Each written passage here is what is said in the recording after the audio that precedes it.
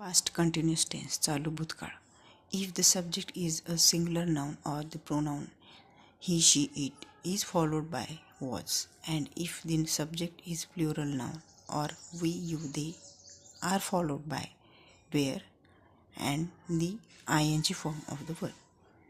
जर कर्ता एकवचनी नाम असेल किंवा ही, शी, इट या सर्वनामापैकी असेल तर त्यांच्या पुढे वॉज, तसेच कर्ता अनेकवचनी असेल किंवा वी, यू, दे या सर्वनामापैकी असेल तर त्यांच्या पुढे वेअर प्लस ing हा प्रत्यय लागतो.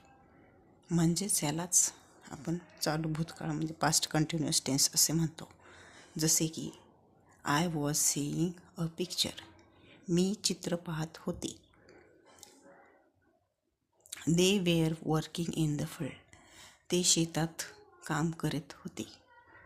Negative sentences. By taking was, were followed by not the sentences become negative. नकारार्थी वाक्य. नकारार्थी वाक्य बनवताना वॉज किंवा वेअर व त्यापुढे नॉट ठेवल्याने नकारार्थी वाक्य बनतात.